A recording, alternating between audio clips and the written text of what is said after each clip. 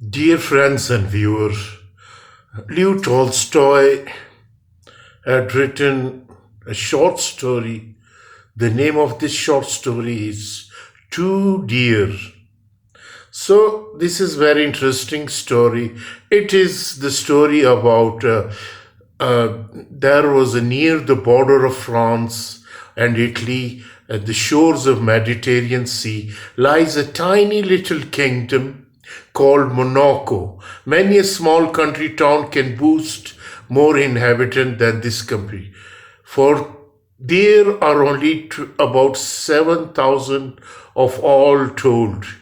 Then, if all the land in the kingdom are divided, there would not be an acre of each inhabitant. But in this toy kingdom, there is a real kinglet, and he has a palace and courtiers and ministers, a bishop, a generals, and an army. It's not a large army, only 60,000 men and all. But still it is an army. There were also taxes in this kingdom, as a tax on tobacco, on wine and a spirit and smoke. And there are so few people that the king would have been hard to put it to feed his courtier and official and to keep himself. If this special revenue came from a gaming house where people play roulette, people play, and whether they win or lose, the keeper always gets a percentage on the turnover. And out of this profit, he pays a large sum to the king. The reason he pays so much is that it is the only such gambling establishment left in Europe. Some of little German sovereign used to keep gaming houses of this kind. So they say the king of Monaco, they used to manage its revenue through gambling and all these sorts of this. And what happened that the story of this now had a twist and turn. A few years ago, that a murder was committed in this toy king's domain in this country. The people of that country are peaceable, and such a thing had not happened before. The judges assembled with much ceremony and tried the case in the most judicial manner. There were judges and prosecutors and jurymen and barrister. They argued and judged. At last they condemned the criminal to have his head cut off as the law directs. So far, so good. Next, they submitted the sentence to the king. The king read the sentence and confirmed it. If the fellow must be executed, execute him. There was only one hitch in the matter, and that was that they had neither a guillotine for cutting heads off nor an executioner. The minister considered the matter and decided to address an inquiry to the French government, asking whether the French could not lend them a machine and expert to cut off the criminal's head. And if so, would the French kindly inform them what cost would be? The letter was sent. A week later, the reply came. A machine and an expert could be supplied, and the cost would be 16,000 francs. This was laid before the king. He thought over 16,000 francs. The king, the wretch is not worth the money, said he. Can't it be done somehow cheaper? Why, 16,000 francs is more than 2 francs a head on the whole population. The people won't stand it. It may cause a riot. So council was called to consider what could be done, and it was decided to send a similar inquiry to the King of Italy. The French government is republican and has no proper respect for kings.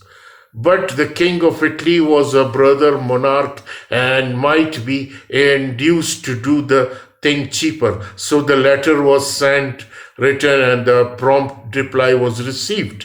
The Italian government wrote that they would have pleasure in supplying both a machine and an expert, and the whole cost would be 12,000 francs, including traveling expenses.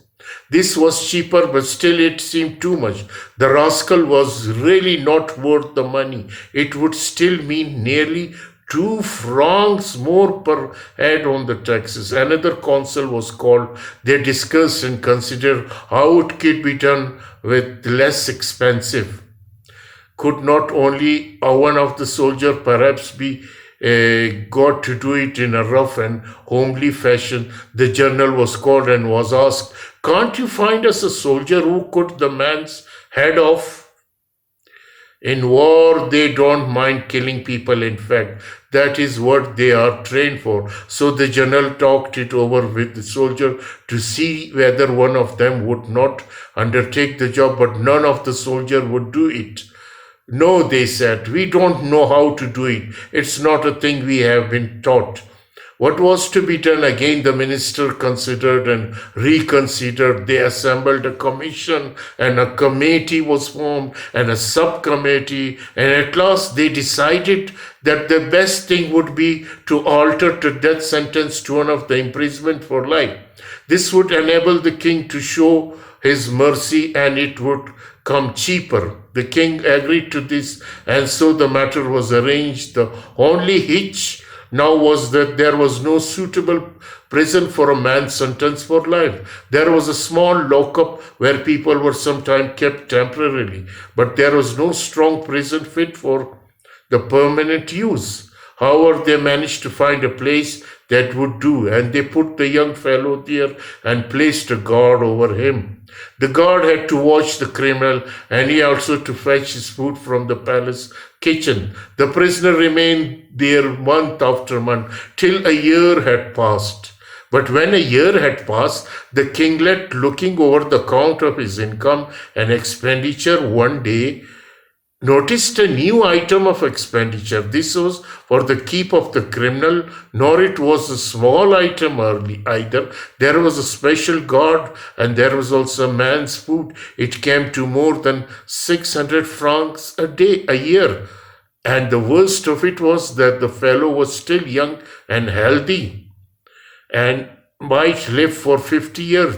Then one come to reckon it up. The matter was serious. It would never do. So the king summoned his minister and said to them, "You must find some cheaper way of dealing with this rascal.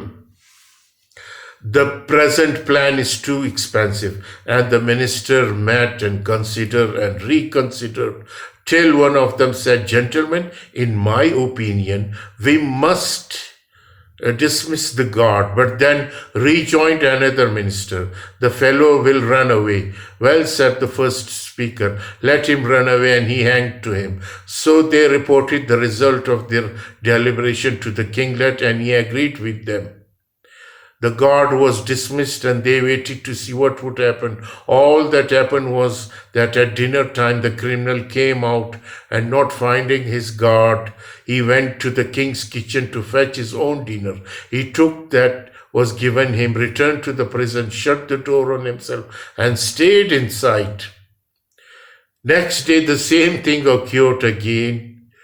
He went for his food at the proper time, but as for running away, he did not show the least sign of it. What was it to be done? They considered the matter again. "We shall have to tell him straight out," said they, "that we do not want to keep him." So the minister of justice had him brought before him. "Why do you not run away?" said the minister to the criminal. "There is no guard to keep you. You can go where you like, and the king will not mind." "The dare say the king would not mind," replied the man, "but I have nowhere to go. What can I do? You have ruined my character to your sentence, and people will turn their backs on me. Besides, I have got out of the way of working. You have treated me badly. It was not fair. In the first place, when once you sentenced me to death, you ought to have executed me, but you did not do it. This is one thing. I did not complain about that. Then you sentenced me to imprisonment for life and put a guard to bring me my food. And after a time, you took away him again and I had to fetch my own food. Again, it did not complain. But now you actually want me to go away? I can't agree to that, the prisoner said. You may do as you like, but I won't go away. What was to be done? Once more the council was summoned. What course could they adopt? The man would not go. They reflected and considered. The only way to get rid of him was to offer him a pension. So they reported to the king. There was nothing else for it, said they. We must get rid of him somehow. The sum fixed was 600 francs, and this was announced to the prisoner. Well, said he, I don't mind so long as you undertake to pay it regularly. On that condition, I'm willing to go. So the matter was settled. He received 1/3 of his annuity in advance and left the kingdom dominion. It was only a quarter of an hour by rail, and he immigrated, settled just across the frontier, where he bought a bit of land, started market gardening, and now lives comfortably. He always goes at the proper time to draw his pension.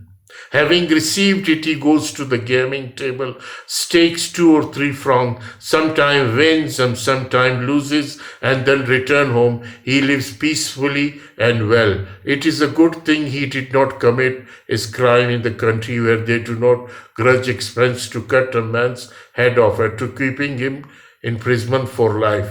So this short story is written in 1897 by Leo Tolstoy. The name of this short story is Too Dear. So this is a very interesting story. It tells about the